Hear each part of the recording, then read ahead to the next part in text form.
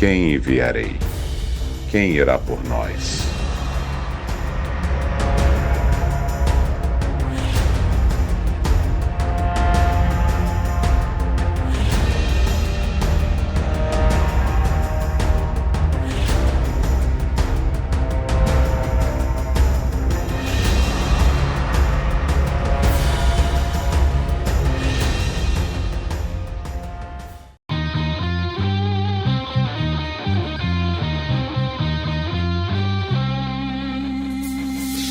Vamos cantar ao Senhor uma nova canção. Vamos cantar ao Senhor com muita devoção. Vamos cantar ao Senhor com todo o coração. Vamos cantar ao Senhor. Sua palavra é luz a nos guiar, nos revelando Jesus e como nos salvar. Sua palavra é luz, nos revelando Jesus.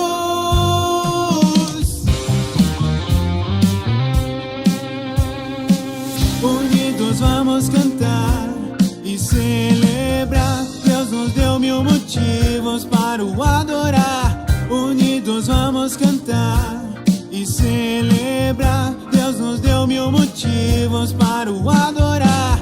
Soberano é o Senhor que nos escolheu e derramou seu amor quando Jesus nos deu. Soberano é o Senhor que nos escolheu e derramou seu amor. Vamos cantar ao Senhor uma nova canção. Vamos cantar ao Senhor com muita devoção. Vamos cantar ao Senhor com todo o coração. Vamos cantar ao Senhor. Sua palavra é luz a nos guiar, nos revelando Jesus e como nos salvar. Sua palavra é luz, nos revelando Jesus.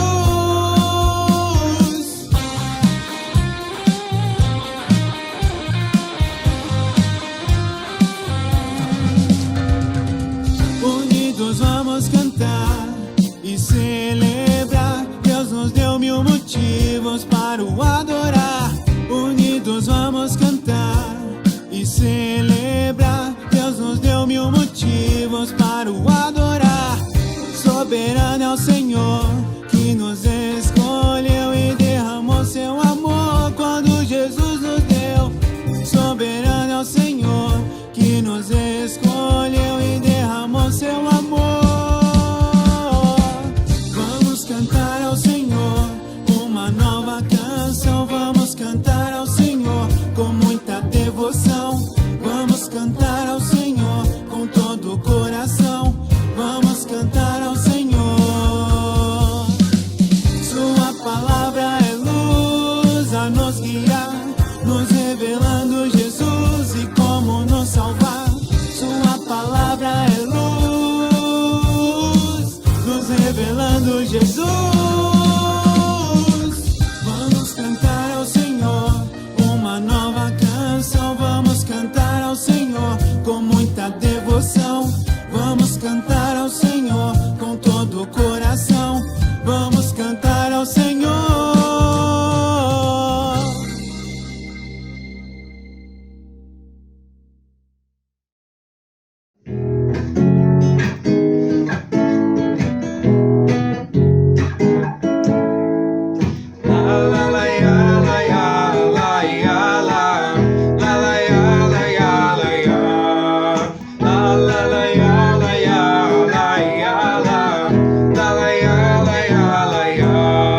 A sua palavra me traz alegria, sua mensagem me faz mudar. A tua luz ilumina meus dias, trazendo a força que me faz brilhar. La la la ya, la ya, la ya, la. La la ya, la ya, la ya. La la la ya, la ya, la ya, la. La la ya, la ya, la ya. Sou tão seguro por estar contigo, só nessa estrada quero caminhar. Na minha vida nasceu a esperança, a grata certeza que vou te encontrar.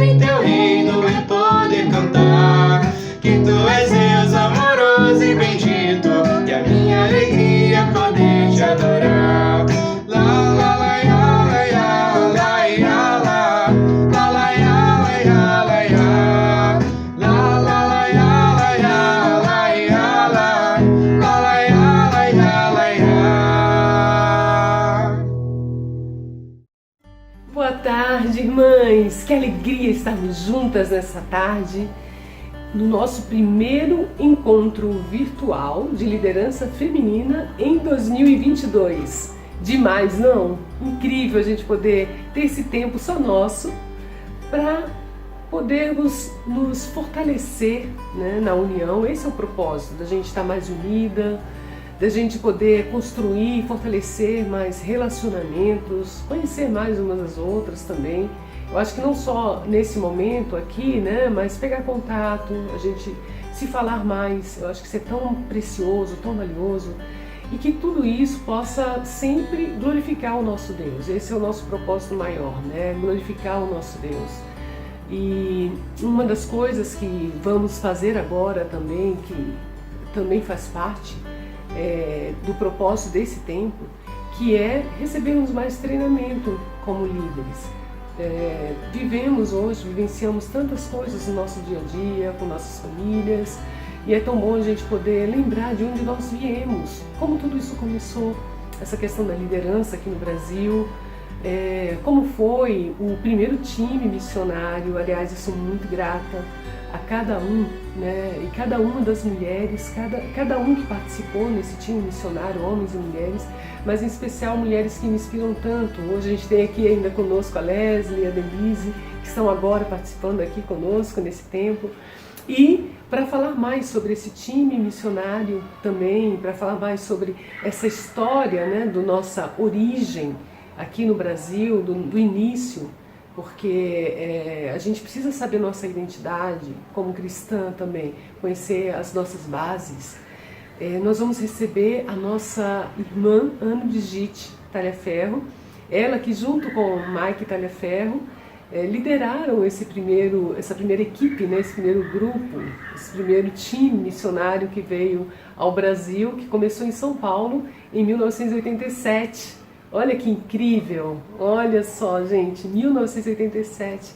E desse time, São Paulo, estamos aqui, todas nós, né? O Brasil tem conhecido mais, né? Vários estados hoje conhecem mais essa história, que continua se espalhando, porque Deus é assim, né? Nosso Deus, Ele espalha a sua mensagem e usa aqueles como discípulos, cada um de nós, para continuar fazendo isso, espalhar a mensagem do Evangelho. E conversando um pouquinho com a Ana Brigitte, eu fiquei tão encorajada de ver a vida dela, né? de conhecê-la mais, o coração dela, o coração entregue a Deus. E ela me falou um pouco sobre a sua própria origem, né? Sua família. Ela, assim como o Mike Talhaferro, cresceram num lar cristão, né? Os pais eram cristãos, e se casaram cedo, né? Se casaram jovens ainda. Eles se conheceram mais e começaram um relacionamento numa universidade também cristã. E ela se casou com 19 anos, né? Mike tinha a diferença, acho que de 3 anos, né? 22 anos, eu acho, Mike, quando eles se casaram. E isso é tão interessante ver que é um casal jovem, novos, mas decididos, maduros em quererem construir algo, né, em quererem formar algo para Deus. E assim Deus usou muito a vida deles, né? A Ana Brigitte me relatou que Mike sempre foi um grande visionário, né? Um homem muito sedento de fazer a vontade de Deus, de poder ser usado, né, de maneira muito, muito poderosa. E Deus tem feito isso. Eu lembro daquele livro de Mike Talhaferro, né, que a gente sempre recomenda e lê, que é O Leão Nunca Dorme, que foi algo que eles vivenciaram, né, também na África, uma experiência que eles trouxeram da África. Bom, mas falando um pouco sobre Ana Brigitte, algo que me chamou muita atenção foi quando ela me disse sobre o DNA, né, que eu perguntei sobre o que motivou esse time a vir para São Paulo em 1987. Né?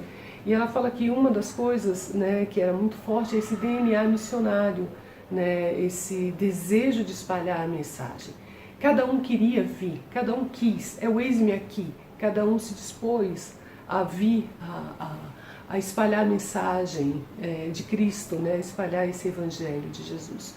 E é interessante pensar sobre a vida deles, né? Uma das coisas que a Ana Brigitte também me falou, que marcou muito para mim, foi a rendição, quando a gente se rende, né? Que no momento de rendição a Deus, quando a gente se entrega, aí é que a gente se sente completa, se sente plena, né? Se sente preenchida. Por quê? Porque a gente confia na direção de Deus, né? Não mais tentamos direcionar, mas entregamos a direção na mão de Deus. E esse coração rendido, né, é um coração que tem sido muito usado, né, por Deus. E eu até fiz uma colinha aqui sobre a jornada missionária deles. Eu vou pegar aqui para compartilhar com vocês, que eu achei tão interessante como tudo começou. Então eles saíram de Boston e eles começaram, né, a primeira missão foi em Nova York, né, implantar a igreja em Nova York. Depois de Nova York, eles vieram com o time, né, para São Paulo. Depois de Nova York foi para São Paulo. Depois de São Paulo, eles implantaram também a igreja em Nairobi, no Quênia. Começou toda a jornada na África, né, Nairobi, no Quênia. Depois do Quênia, eles foram para Abidjan, na Costa do Marfim, né, também com uma missão lá. Depois eles voltaram na Costa do Marfim, voltaram de novo ao Quênia, né? Isso me lembra muito as viagens de Paulo, né, de voltando às cidades, muito interessante isso. E depois do Quênia, eles foram para implantar uma missão em Joanesburgo, né? E finalmente, depois de Joanesburgo, é quando eles retornam aos Estados Unidos e até hoje eles estão em San Antônio, no Texas. E é interessante porque dessa jornada missionária, né, eles tiveram, durante o período de casados, eles têm 3 filhos hoje, todos já casados também. O primeiro filho, o Mateus, nasceu em São Paulo, olha que interessante, nasceu em São Paulo. O segundo filho é o Natan, que nasceu em Abidjan, né, na Costa do Marfim. E o terceiro filho é o Josué, que nasceu em Nairobi. Então é impressionante a gente pensar quando a gente se entrega, né, completamente a missão, né, com Deus e confia que Ele vai cuidar, né, que Deus tem um propósito, um plano perfeito e assim Deus age, né? E essa rendição, né, que a Ana Brigitte falou, para mim foi tão tocante, porque a rendição ela realmente transforma o coração, né? Ela transforma as nossas vidas, ela transforma tudo ao nosso redor quando a gente se rende, quando a gente se entrega e diz: eis-me aqui. Então eu gostaria de, nesse momento, convidá-las a uma breve oração. Senhor, muito obrigada, porque hoje temos a oportunidade de juntas expressarmos o nosso coração para o Senhor, dizendo: eis-me aqui, Senhor, para glorificar o Senhor, para te servir, para aprender, para espalhar a tua mensagem, para me submeter à tua vontade, Deus. E principalmente, Senhor, para sermos mais como teu Filho Jesus, aprendermos dele, sermos movidas pelo teu Santo Espírito, direcionadas para fazer aquilo que o Senhor quer. Senhor, precisamos tanto da tua direção, Deus. Precisamos tanto que o Senhor nos ajude nessa jornada de fé, para sermos cooperadoras, Pai, para sermos mulheres que inspiram pelos frutos do teu Santo Espírito, Deus. Mulheres, Deus eterno, que levantam e erguem, Deus, o teu plano e o teu propósito acima da própria vontade, Deus eterno. Muito obrigada, Senhor, por estar aqui conosco. Obrigada por esse tempo, por podermos aprendermos juntas, por todas que vão compartilhar de suas vidas, suas vivências e experiências, Pai. Que seja um tempo de refrigério, um tempo de ânimo, de renovação de forças, Deus. Um tempo de direcionamento para o Senhor, para a tua vontade. E, Deus, que o Senhor continue abençoando, Deus eterno, nossas vidas, nossas famílias, a tua igreja, Deus, esse país, que possamos estar completamente rendidas a ti, Deus eterno. E assim, com corações preenchidos pela tua graça. Obrigada por Cristo, que é o nosso Mestre. E no nome dele te oramos e agradecemos. Amém. Amém, irmãs. Então, é isso. Ana Brigitte com você. Eis-me aqui. Boa tarde a todos vocês. Que privilégio estar aqui, a oportunidade de compartilhar esse tempo juntos. Me traz muita alegria ver todos vocês estar conectados e ter o mesmo coração para servir a Deus em seu reino maravilhoso. O Brasil tem um lugar tão especial no meu coração e sou muito grata pela oportunidade de estar conectado com todos vocês. Obrigada por aparecer hoje, por ser uma mulher que neste momento na Igreja Global de Deus diz, eis-me aqui. Também nós continuamos em oração por Brasil, de fato, o mundo inteiro sobre a pandemia. Eu sei que muitos sofreram perdas e meu coração doe por todos nós. Obrigada a todos vocês que continuam a dar durante essa época muito difícil. Por servir nos lugares onde você está, por dar seu coração às mulheres ao seu redor, tanto perdidas quanto salvas. A maioria das pessoas nunca saberá o quanto você sacrifica, dá e derrama, mas Deus vê. Mais uma vez, obrigada. Obrigada a Leslie e à equipe de liderança por me pedirem para compartilhar. Onde quer que você esteja, seja qual for o seu papel na igreja, oro para que este momento juntos seja um encorajamento e um chamado maior para todos nós. Eis-me aqui.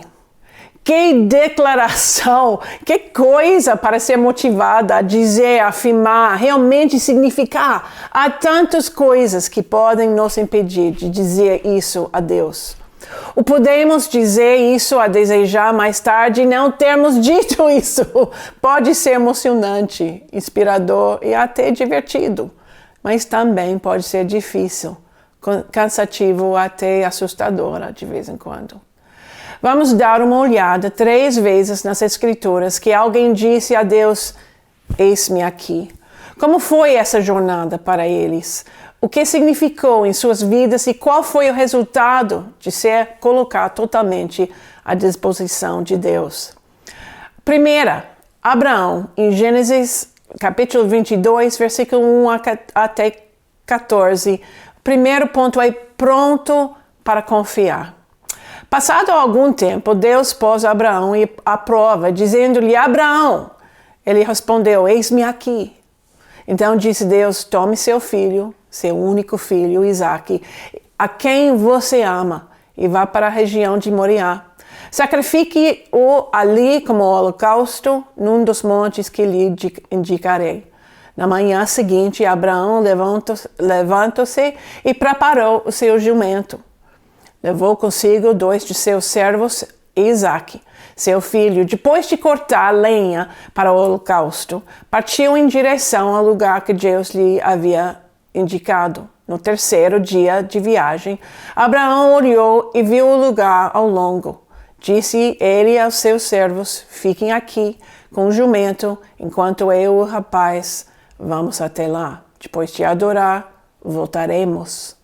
Abraão pegou a lenha para o holocausto e a colocou nos ombros de seu filho Isaque e ele mesmo levou as brasas para o fogo e a faca.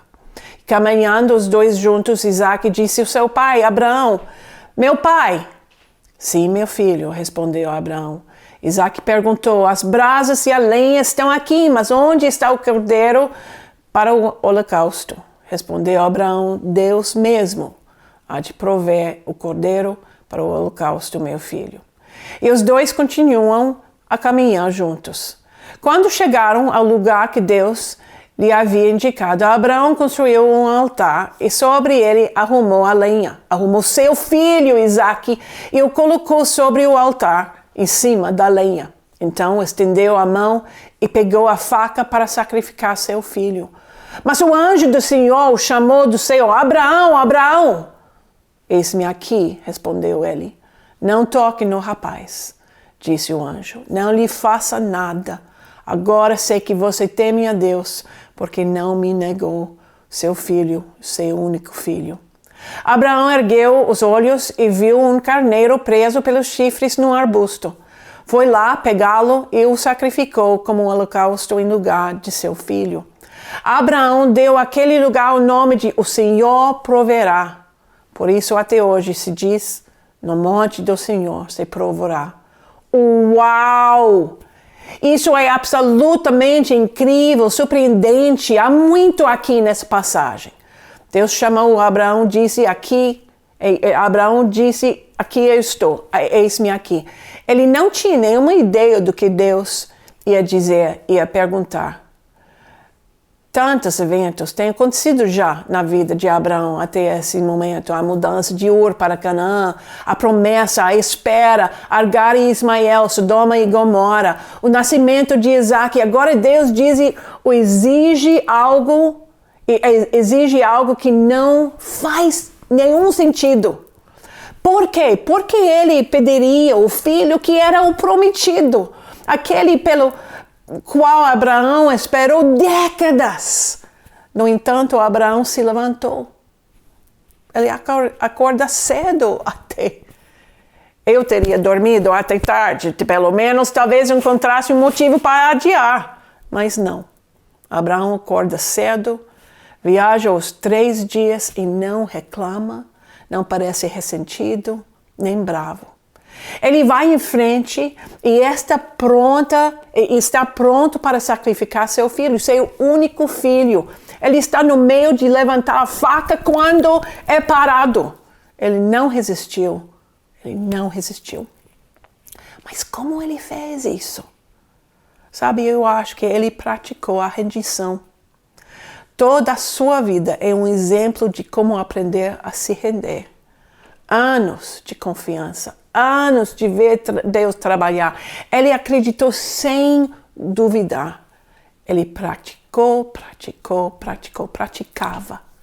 Romanos capítulo 4, versículo 20 e 21 disse, mesmo assim não duvidou nem foi incrédulo prometido de Deus, mas foi fortalecido em sua promessa de fé e deu glória a Deus, estando prometido de que aquele era poderoso para cumprir o que havia.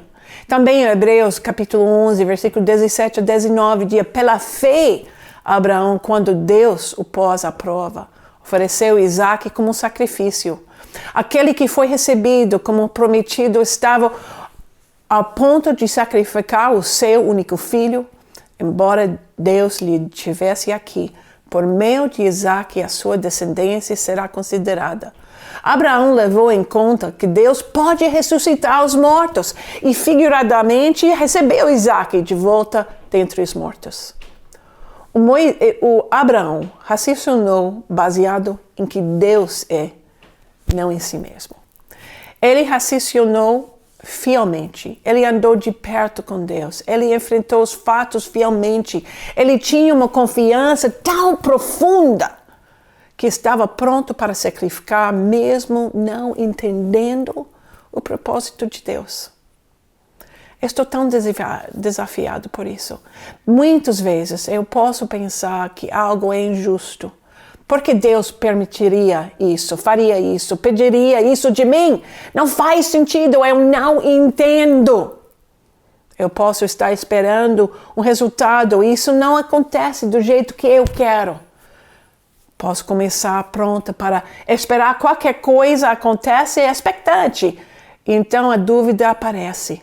Por que eu preciso esperar muito tempo? Então posso começar a ficar com raiva, fechado, duvidando. Em vez de abrir minhas mãos para Deus em rendição, eu selo os punhos. Por que Deus não quer fazer isso? Por que é que isto me aconteceu? Não é justo. Com nossos ministérios, nossas famílias, nossos relacionamentos, dúvida ou até a raiva pode aparecer. Eu lembro quando nós chegamos no Brasil, foi incrível, foi um sonho, né?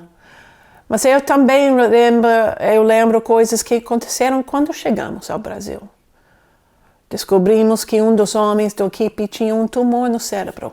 Foi tão difícil. Ele se sacrificou para fazer parte do início da igreja e não parecia justo. Leslie tinha que tomar uma decisão muito difícil, romper seu noivado com os 2 irmãos na equipe. Foi tão difícil para ela. Mas Deus tinha um plano melhor. Ele se chama Alcides, né? Outra situação que aconteceu foi descobrir que um dos homens da equipe foi infiel à sua esposa. Todos nós sentimos tão tristes, corações quebrados. Mudar para outro país, aprendendo uma nova língua, deixando suas famílias, levou fé, confiança em Deus e não em nós mesmos. Sabe, em nossas vidas, a decepção acontece, o medo acontece, tempos difíceis acontecem. Praticar a confiança, diariamente dizendo a Deus, aqui estou eu, eis-me aqui. Anos de confiança diária, vendo Deus trabalhar, produzirão o coração e a perspectiva de Abraão em você. Precisamos confiar tão profundamente no amor de Deus por nós, que estamos prontos para sacrificar mesmo quando não entendemos. Em quais áreas é difícil para você hoje confiar que Deus sabe o que Ele está fazendo? Que Deus tem um plano para você?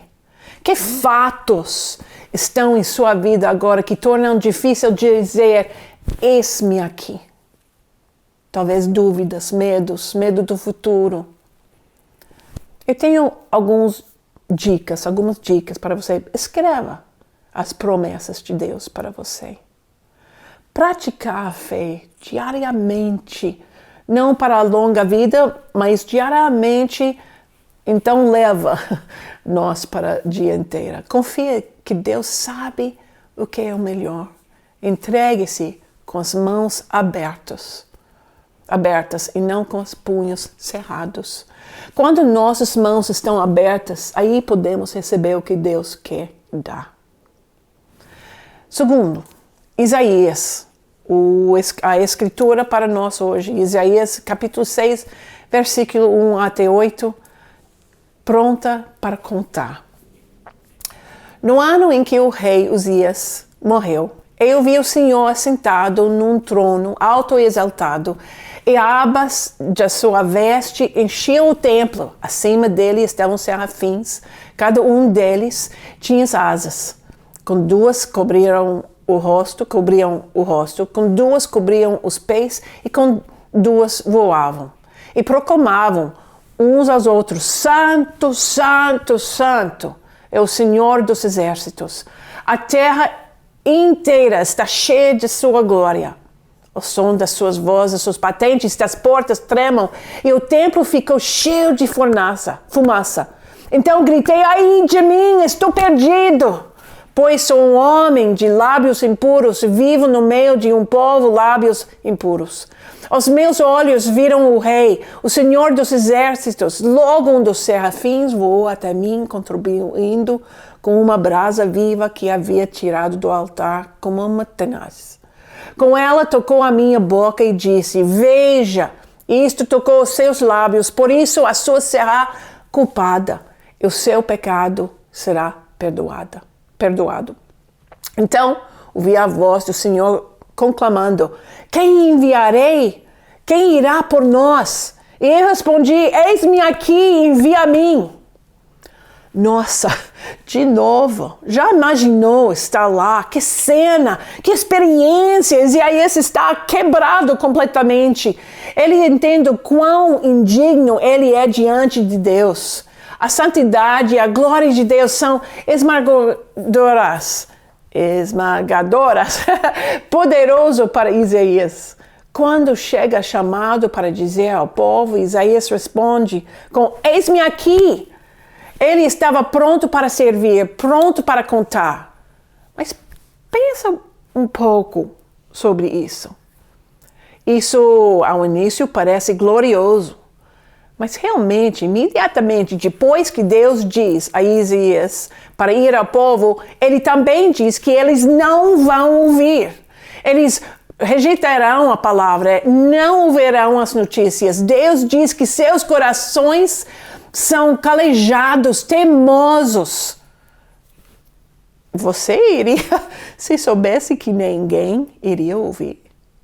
Grande parte do ministério inicial de Isaías é marcado pela rejeição das pessoas a Deus, sua palavra, sua direção. Ele é chamado no meio de uma crise. O rei tem morrido. O rei morreu. Você iria?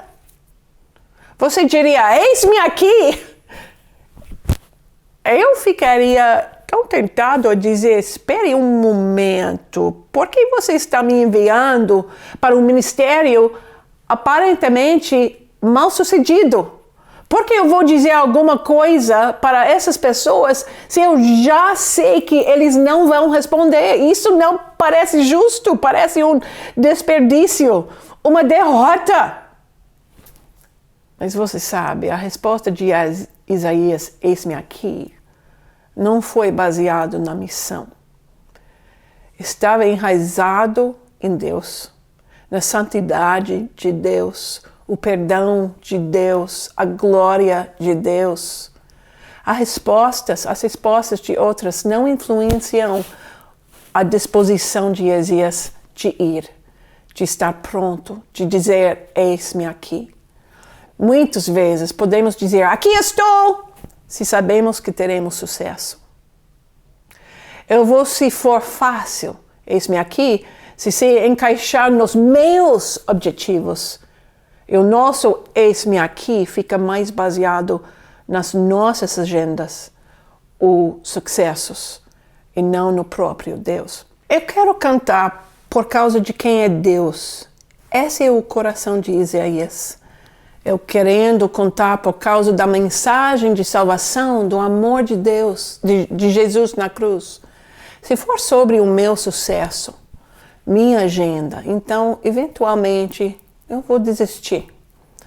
Ajudar os outros é uma tarefa incrível e gratificante, mas às vezes é muito, muito difícil. Podemos ficar desapontados, sobrecarregadas, cansadas. Então, o que nós fazemos?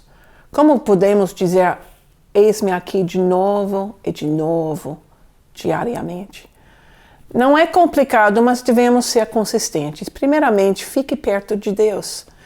Em sua palavra, em oração, em meditação, aprenda o tempo todo. Isaías, capítulo 50, versículo 4, disse, o soberano, o Senhor, deu-me uma língua instruída para conhecer a palavra que sustém o exausto. Ele me acorda de manhã após manhã, desperta meu ouvido para escutar como alguém que está sendo ensinado. Isso é tão importante. Pode parecer básico, mas tendo uma vida inteira ouvindo a Deus, nossas vidas sendo sobre Deus, esse vai nos sustentar. Quando eu estou cansada, eu tenho que me perguntar, a quem estou ouvindo? Porque nós vamos ficar cansados. Mas eu tenho que perguntar, estou permitindo que a palavra de Deus me instrua, me encoraje, me desafie, me alimente? Também lembre-se da graça derramada em sua vida. O amor de Cristo nos obriga a compartilhar, a ser embaixadoras. Em 2 Coríntios, capítulo 5, versículo 14 a 21, disse, pois o amor de Cristo nos constrange, porque estamos acreditados de que um morreu por todos, logo todos morreram. Ele morreu por todos para aqueles que vivem, já não vivem mais para si mesmos, mas para aquele que por eles morreu e ressuscitou. De modo que, de agora em diante, a ninguém mais consideramos do ponto de vista humano. Ainda que antes tenhamos considerado Cristo dessa forma, agora não o consideramos assim. Portanto, se alguém está em Cristo, é nova criação. As coisas antigas já passaram, eis que surgiram coisas novas. Tudo isso provém de Deus, que nos reconciliou consigo mesmo por meio de Cristo. E nos deu o ministério da reconciliação, ou seja, que Deus em Cristo estava reconciliando consigo o mundo, não levando em conta os pecados dos homens, e nos confiou a mensagem da reconciliação. Portanto, somos embaixadores de Cristo, como se Deus estivesse fazendo o seu apelo por nosso intermédio, por amor a Cristo, suplicamos, Reconciliem-se com Deus. Deus tornou pecado por nós aquele que não tinha pecado, para que nele nos tornássemos de justiça de Deus. Isso ainda é verdade para você. Isso ainda é verdade para mim.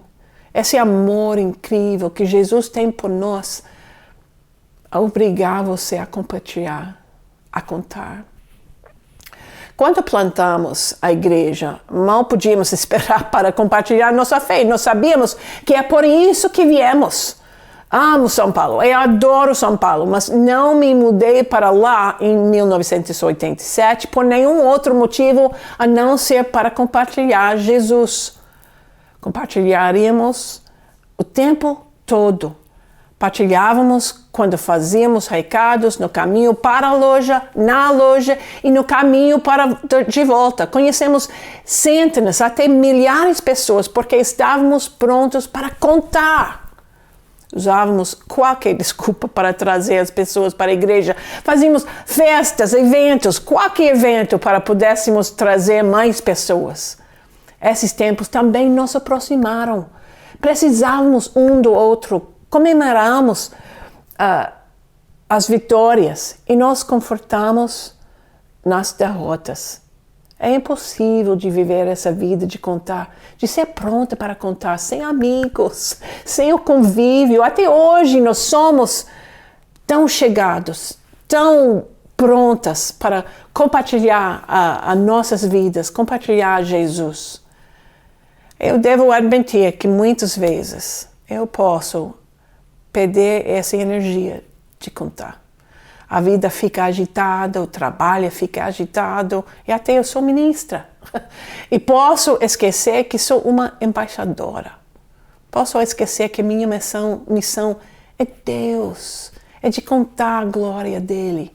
Que a minha resposta à sua santidade é: aqui estou eu, eis-me aqui, estou pronta para contar. O que te faz esquecer dessa verdade? Quando foi a última vez que você compartilhou com alguém porque Deus é tão grande? Quando foi a última vez que você compartilhou com alguém porque o amor de Jesus domina seu coração e você só precisa compartilhar? Vamos ficar mulheres que estão prontas para contar por causa de Deus, por causa de sua misericórdia, por causa do amor de Jesus. Imagine como o Brasil será mudado por mulheres que estão prontas para contar, pronto para compartilhar a graça, o amor, o propósito de Deus para as mulheres que estão perdidas, sem propósito e esperança. E finalmente, Jesus, claro, pronta para fazer a vontade de Deus. Em Hebreus, capítulo 10, versículos 5 a 7, disse: por isso, quando Cristo veio ao mundo, disse: sacrifício e oferta não quiseste, mas um corpo me preparaste. De holocaustos e ofertas pelo pecado não te agradaste. Então eu disse: aqui estou. No livro está escrito a meu respeito: vim para fazer a tua vontade, Deus. Salmos, capítulo 40, versículos 6 a 8, diz quase a mesma coisa. Sacrifício e oferta não pediste, mas abriste os meus ouvidos. Holocaustos e ofertas pelo pecado não exigiste. Então eu disse: aqui estou. No livro está ao meu respeito.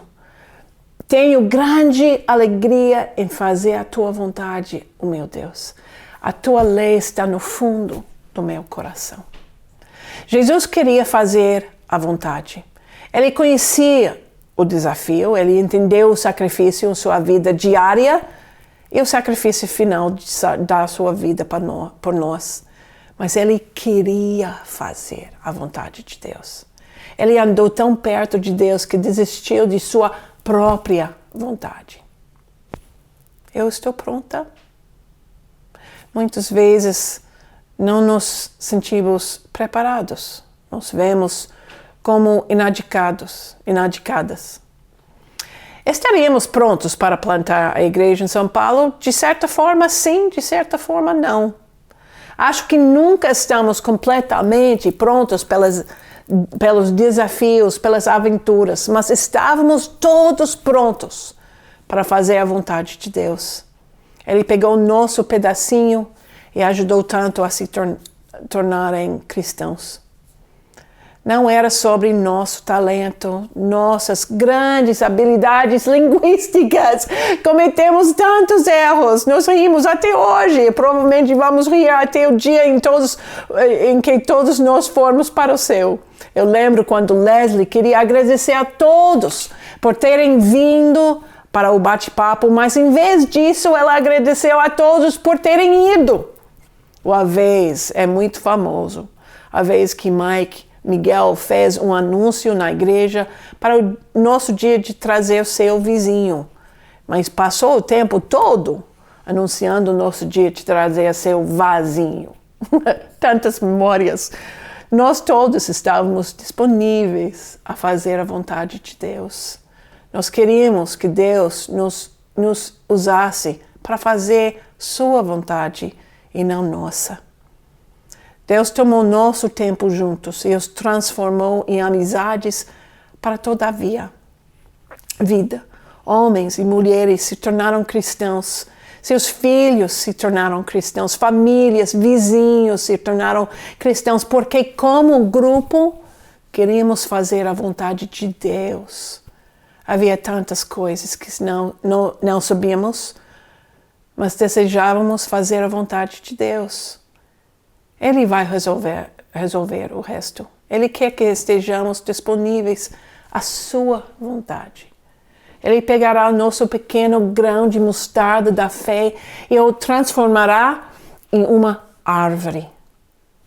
No fim, vale a pena? Acredito que sim.